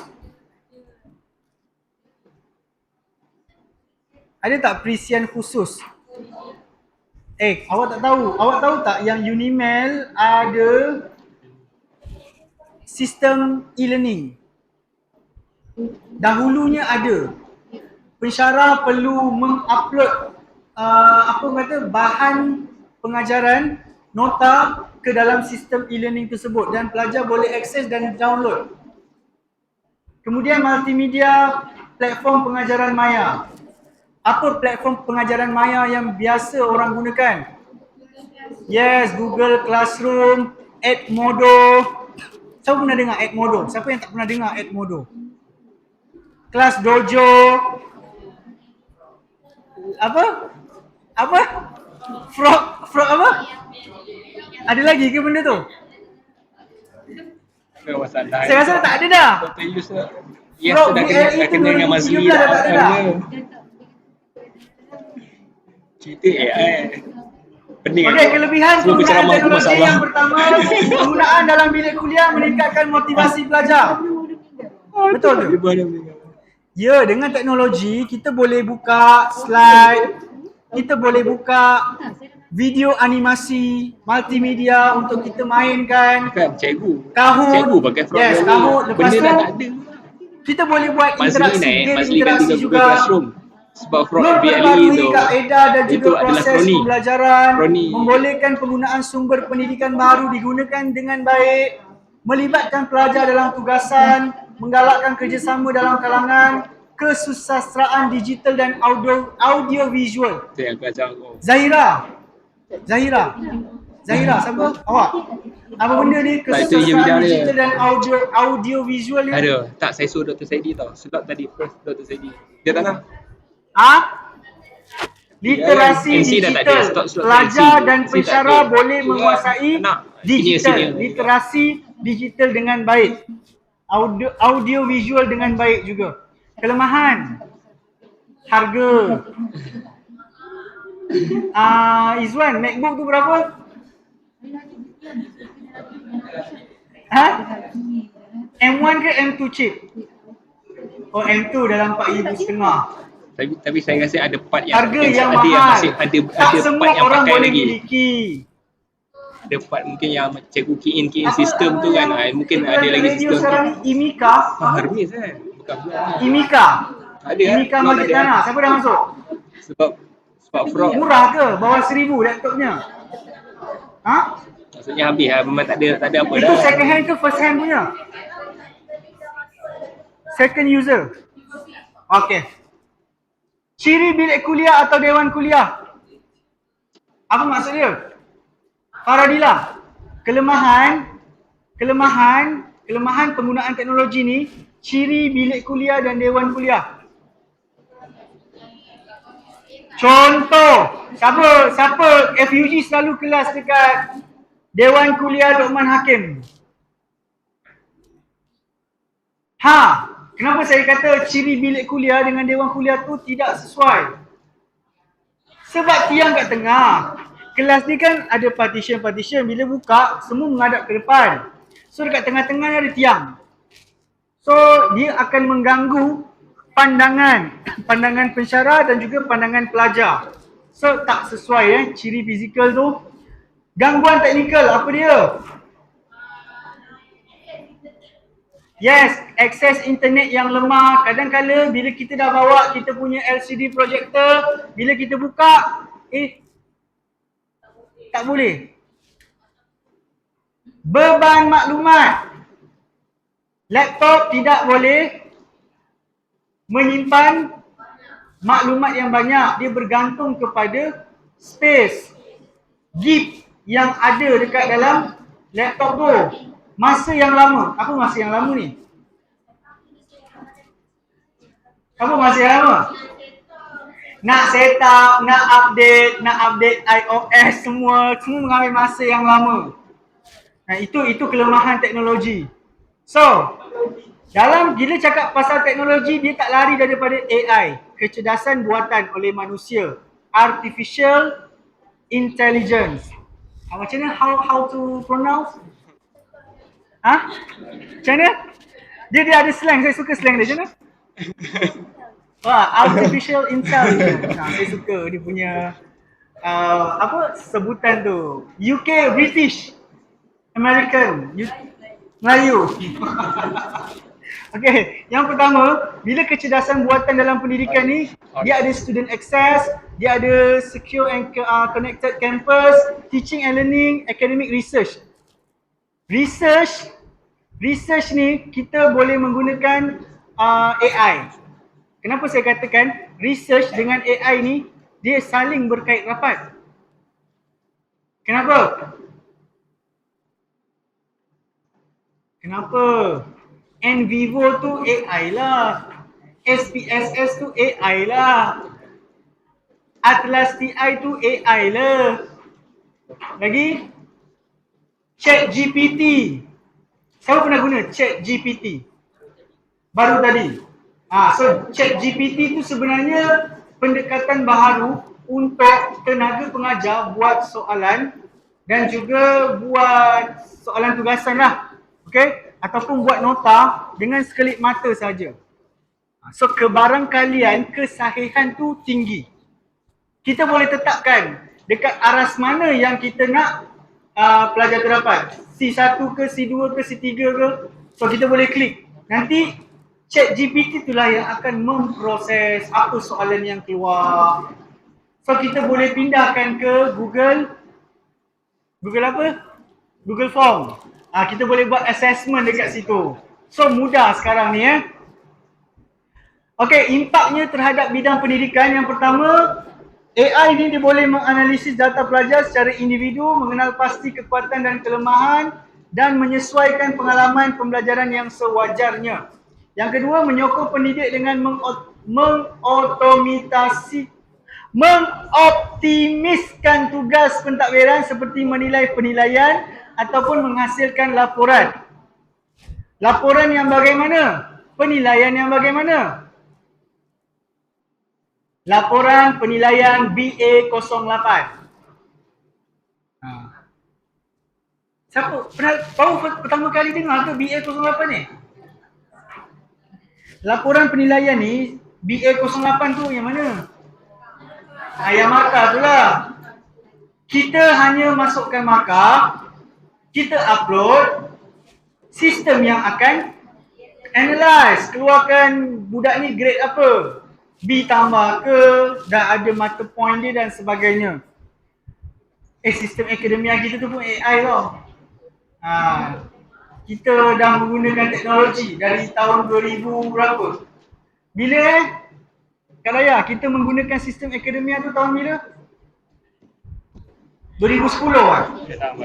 Lebih. Awal lagi? Lepas. Dulu pakai sistem lain. Akademia ni masih baru lah maksudnya. 10 tahun dia. Baru 10 tahun. Mewujudkan pelajar yang lebih bersedia untuk menghadapi cabaran global dan menguatkan daya saing dalam digital. Mobile Legend tu AI ke? Siapa main Mobile Legend kat sini? Mobile Legend tu e-sport tu kita boleh kategorikan sebagai AI ke? Ya Allah, apa sahaja aplikasi yang dibuat oleh manusia ni, ini adalah AI. Facebook tu AI, Instagram tu AI, TikTok tu AI, YouTube tu AI, semua tu AI. So kita lari tak daripada AI? Ilham kat TikTok, okey, dia dah pandai dah guna aplikasi ni. Okey, tugas penilaian seperti peperiksaan dan kerja rumah dapat dinilai secara automatik dengan ketepatan yang tinggi. Waktu budak-budak ni exam secara online, 40 soalan objektif, saya gunakan satu aplikasi tu. Saya lupa nama aplikasi tu, kita dah setkan jawapan dia. Soalan satu ni jawapan dia apa? CB ke apa? Nanti bila pelajar dah selesai jawab, sistem tu akan generate berapa budak tu dapat per 40. So lebih mudah. Memberikan analisis individu bagi mengenal pasti kekuatan dan kemampuan pelajar, membantu mengenal pasti bidang yang memerlukan peningkatan. Kadang-kala kita rasakan kita perlu ubah metod kaedah pengajaran kita. Mungkin kita kena lebihkan penggunaan teknologi berbanding chalk and talk. Betul Kak Zuraida? Dr. Zuraida? Saya nak oleh-oleh Kak Aceh Okey. Kita memerlukan penambahbaikan untuk kebaikan siapa? Kebaikan kita dan juga untuk pointer pelajar. Kalau pelajar semester lepas tu ambil subjek tu dapat C tolak, mesti ada miscommunication. Mesti ada benda yang tak kena ni. So kita kena lihat balik, kita kena perbaiki, tambah baik dan kita akan gunakan pada semester akan datang tu. Kita tengok pula bagaimana analisis daripada hasil keputusan peperiksaan pelajar. Adakah berjaya ataupun masih sama lagi. So penambahbaikan ni perlu sering dilakukan seiring dengan tahun-tahun yang akan mendatang. Ada soalan? Oh, genap pukul 4 ni. Ada? Zahira? Soalan? Fairuz? Soalan? Ada soalan?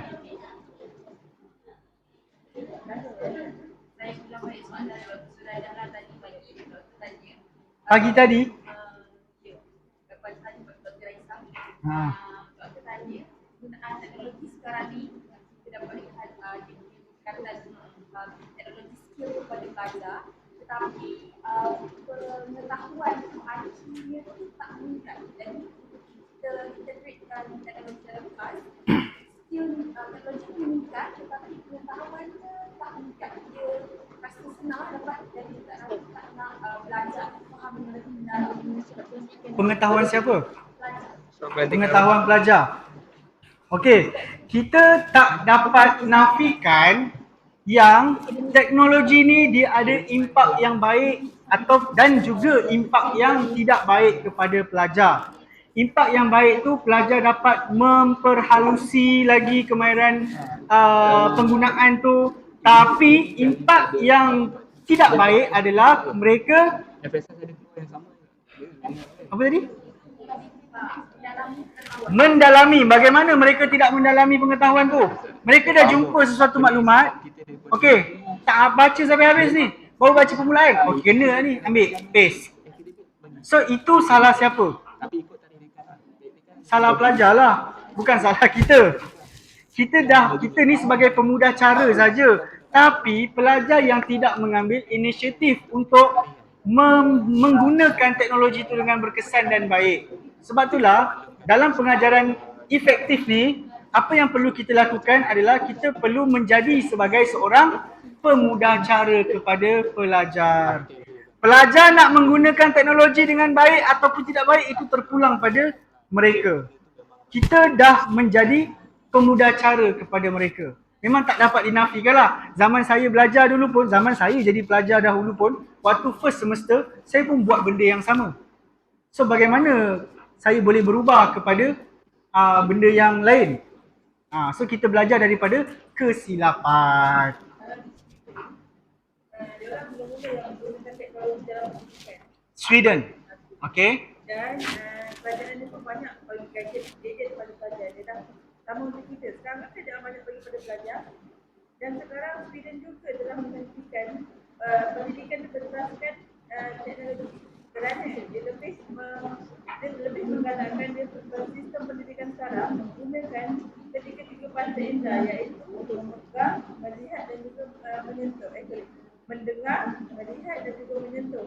Kerana konsep-konsep ilmu ni lah yang dipertikaikan, yang dipersoalkan kembali kerana nilai IQ pelajar semakin rendah. Besar dia hasil aplikasi kalau sesuai pendengaran sistem pendidikan sedemikian pada generasi sekarang exam boleh buat baik.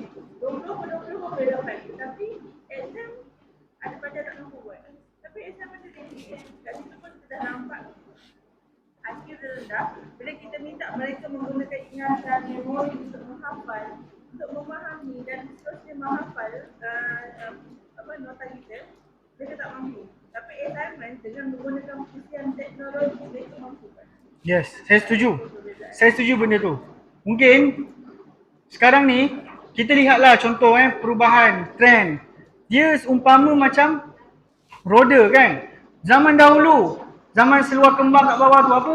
Apa nama dia? 2023 ada orang masih guna tau. Baru trend, jadi trend.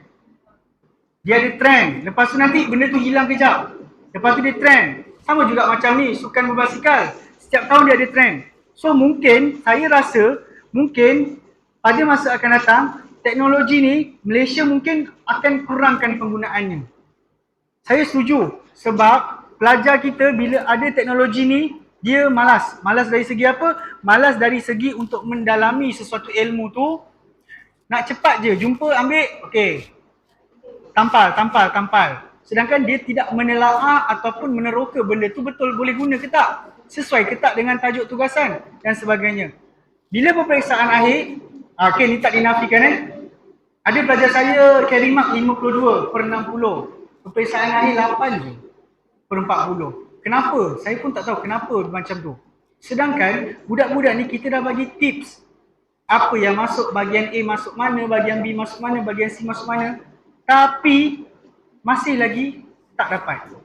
So, pelajar-pelajar kita ni dia boleh skor dekat penilaian berterusan dengan markah yang tinggi. Tapi belum tentu peperiksaan akhir mereka boleh skor dengan markah yang tinggi juga. Tapi bukan semua. Ada sebilangan sahaja. Ada soalan lagi? Sebab tu saya suka gunakan penyelidikan.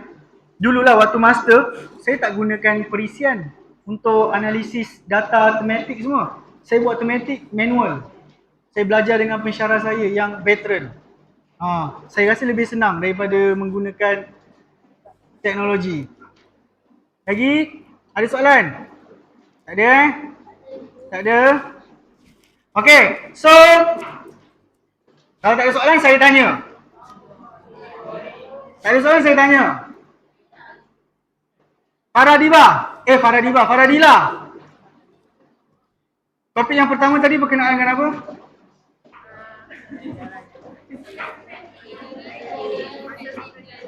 Asas pengajaran efektif. Apa benda yang ada dalam asas pengajaran efektif ni?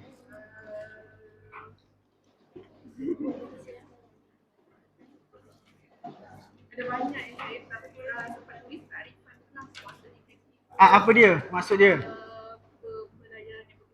Pembelajaran yang berkesan. Pengajaran yang berkesan. Okey. Izwan. Topik yang kedua. Apa andragogi tu? Dewasa. Dia fokus kepada pelajar dan juga pengajar. Okey, pembelajaran apa? Untuk orang dewasa yang berpusatkan kepada self-directed learning. Apa hutagogi? Hutagogi tu apa? Pelajar membina pembelajaran sendiri. Pedagogi apa? Pedagogi. Pembelajaran apa? Pembelajaran apa? Pembelajaran bersama dengan rakan sebaya dan dinilai oleh rakan sebaya. Cybergogi. Atika. Pembelajaran yang menggunakan medium atas talian. Okey, subtopik yang ketiga, apa dia? Okey, penggunaan teknologi. Apa antara contoh teknologi yang boleh digunakan dalam pendidikan tinggi? Kalam. Akan ajar ICT kan sebelum depan. Apa dia? Apa antara contoh teknologi yang kita boleh gunakan dalam pendidikan tinggi? Okey, kita boleh guna Kahoot. Apa lagi medium yang selain Kahoot? Quizzy. Lagi? Google Form. Itu old school. Sekarang ni kita ada Quizzy. Apa lagi? Kahoot. Lagi? Yang lelaki ni guna apa? Mesti bagi print out. Okay, jawab quiz. Betul kan? Betul? Yang perempuan, saya tak rasa perempuan akan print juga. Dia akan bagi yang macam tu tadi lah. Quiz secara dalam talian. Kenapa perlu ada perbezaan begitu? Yang lelaki, kenapa? Kenapa tidak menggunakan teknologi? Kenapa perlu menggunakan print bagi ya budak? Kuas untuk marking. Untuk filing. Yang lelaki ni dia bab-bab filing dia memang tip-top. Perempuan bab-bab filing ada yang okey, ada yang tak okey. Lagi? Apa kebaikan teknologi? Syah. Kebaikan teknologi dalam pendidikan apa? Mudah dan cepat. Kak Atul. Mengoptimumkan sumber pendidikan yang baharu. Iliani. Apa? Zahira. Ya Allah. Dapat mengupas ataupun memperkayakan pemikiran kritikal. Kelemahan dia. Last kelemahan. Anur, kelemahan. Harga yang mahal. Andi. Gangguan teknikal. Internet yang slow, gangguan teknikal. Last. Leong. Ciri bilik kuliah yang tidak sesuai. So habis.